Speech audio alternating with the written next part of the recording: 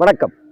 கார்த்திகை மாதம் வந்துருச்சு அப்படின்னாலே எங்க பார்த்தாலும் கோவில்ல பூஜைகள், விழாக்கள், விசேஷங்கள், ஆராதனைகள் அப்படிங்கிற விஷயம்லாமே நடந்துட்டு இருக்கும். ஒரு பக்கம் கார்த்திகை சோமவாரம்னு சொல்லப்படுகிற திங்கட்கிழமையில சிவபெருமானுக்கு சிவலிங்க திருமேனிக்கு சங்காபிஷேகம் நடைபெறும். சங்கு அப்படிங்கிறது பெருமாள் கையில் இருக்கிற விஷயம். அப்பேற்பட்ட ஒரு சங்காபிஷேகம்ங்கிறது சிவன் கோவிலில் நடந்துட்டு இருக்கும்.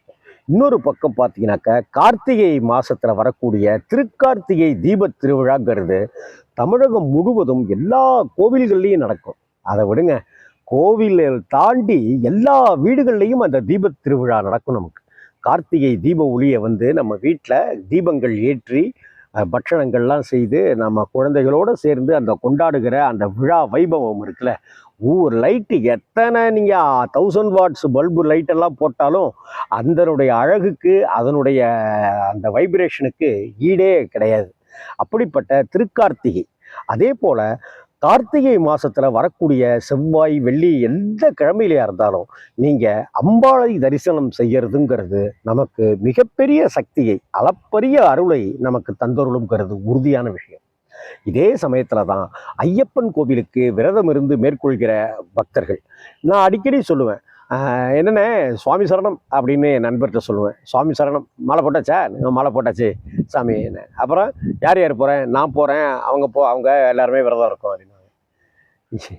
தப்பாக சொல்கிறீங்கண்ணே அப்படின்னுவேன். ஏன்னா ஐயப்பன் கோவிலுக்கு ரமேஷ் அப்படிங்கிற ஒருத்தர் மாலை போட்டிருந்தாலும் கூட, ஆனால் ஐயப்பன் கோவிலுக்கு ரமேஷோட குடும்பமே விரதம் இருக்கும். அதுதான் இந்த விரதத்தினுடைய முக்கியமான விஷயமே. நீங்கள் அந்த ஆண் விழா கோயிலுக்கு போகிறாரு, சபரிமலைக்கு பையனோட போகிறாரு அப்படின்ட்டுலாம் சொன்னாலும் அந்த குடும்பமே அந்த விரதத்துக்குள்ளார ஐக்கியமாக இருக்கிற ஒரு விஷயத்தை நாம் பார்க்க முடியும். அது மாதிரியான எந்த ஒரு விரதத்துலையும் அப்படி இருக்காது. பார்த்தீங்கன்னா தெரியும், பெண்களுக்கான விரதங்கள்னு இருக்கும், ஆண்களுக்கான விரதங்கள் அப்படின்ட்டுலாம் கூட இருக்கும். ஆனால் ஒரு ஆண் மலை ஏறி ஐயப்பனை மணிகண்ட சுவாமியை தரிசனம் பண்ண போகிறாரு அப்படின்னு சொல்லிட்டாக்க, ஒருத்தர் மாலையை கழுத்தில் மாட்டிக்கிட்டாரு, காவி வேஷ்டியை கட்டிக்கிட்டாரு, கருப்பு வேஷ்டியை கட்டிக்கிட்டாரு, சுவாமி சரணம் சுவாமி சரணம்னு சொல்லிட்டு இருக்கிறாரு அப்படின்னு சொன்னாக்க அந்த குடும்பமே விரதம் இருக்கும்.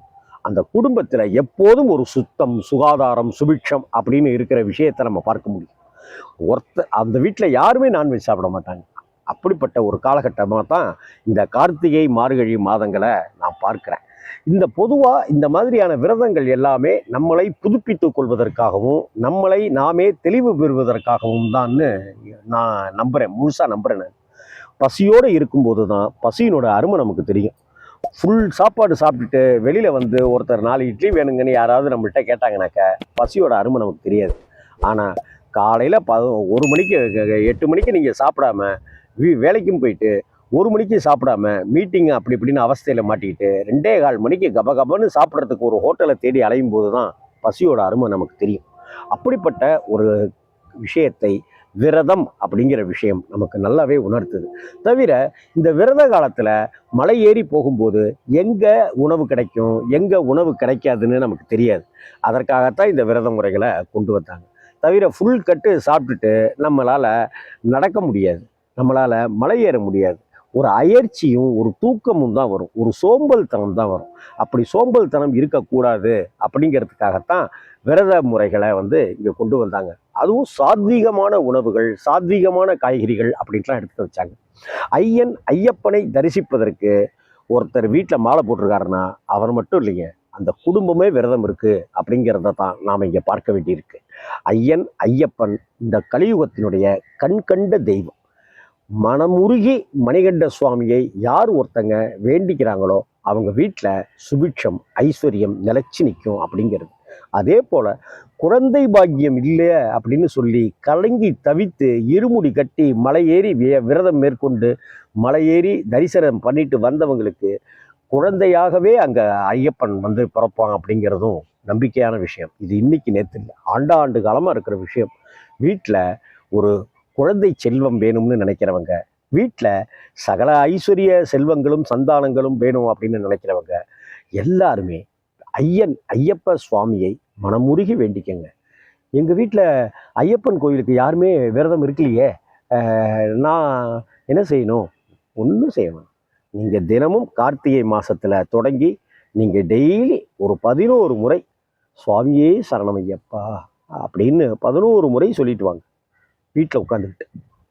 அதே போல் வாரத்தில் ஒரு தடவையாவது உங்கள் வீட்டுக்கு பக்கத்தில் இருக்கிற ஐயப்பன் கோவிலோ ஐயப்பன் சந்நிதியோ இருந்துச்சுன்னா அங்கே போய் ஐயப்பனுக்கு ஏதேனும் ஒரு பூவை சமர்ப்பித்து அங்கே வேண்டிட்டு வாங்க. அங்கே ஏதாவது பூஜை நடக்கும், கன்னி பூஜை நடக்கும், இல்லை ஐயப்ப பஜனை நடக்கும். அந்த அந்த அந்த அந்த பூஜைக்கு உங்களால் முடிஞ்ச அரிசியோ காய்கறியோ ஏதோ ஒன்று பண்ணுங்க. அட்லீஸ்ட் அந்த இடத்த பஜனை நடக்கிற இடத்த சுத்தம் பண்ணுகிற பணியையாவது செய்வீங்க. அப்படி செய்கிறதுல நீங்கள் இருந்தீங்கன்னாக்க கண்டிப்பாக உங்கள் வீடு தேடி வந்து உங்களுக்கு அருள்வார் ஐயன் ஐயப்ப சுவாமி. வணக்கம்.